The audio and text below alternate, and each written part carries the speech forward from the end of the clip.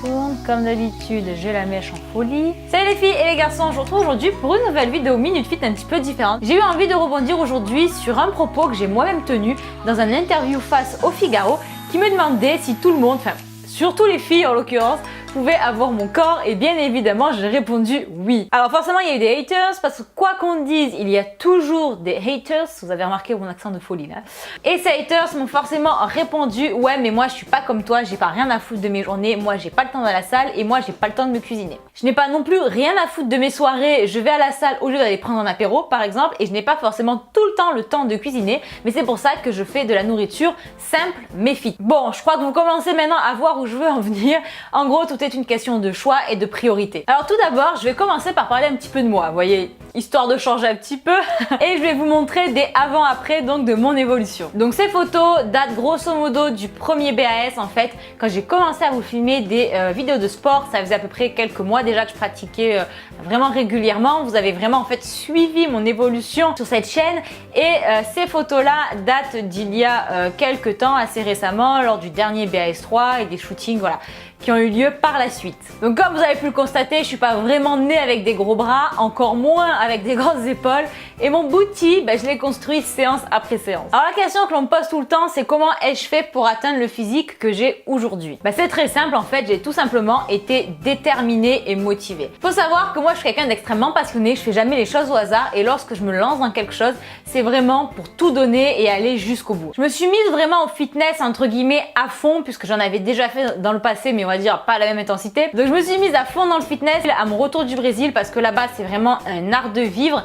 et ça m'a vraiment donné envie de faire la même chose. Donc pour 3 ans la transformation n'a pas été oufissime. Je suis pas devenue la meuf la plus musclée ni la meuf la plus sèche de tout le fit game, on est bien d'accord hein.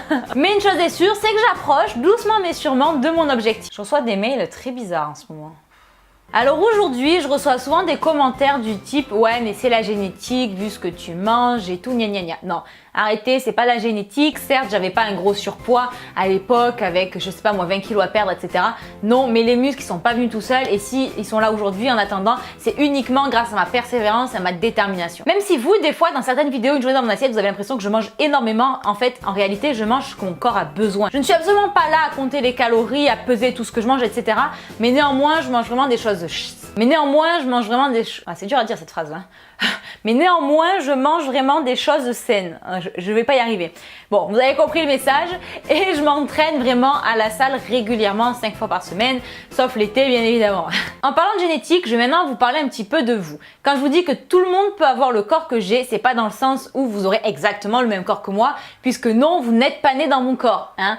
Mais néanmoins, il est tout à fait possible pour vous d'avoir une évolution similaire à la mienne si vous avez la même rigueur et la même volonté. Alors certains sont plus grands ou plus grandes, d'autres sont plus costauds ou costaudes. Donc chacune et chacun va avoir sa propre évolution, va avoir son propre physique, mais il est tout à fait possible vraiment de transformer un corps grâce à la muscu et au fitness.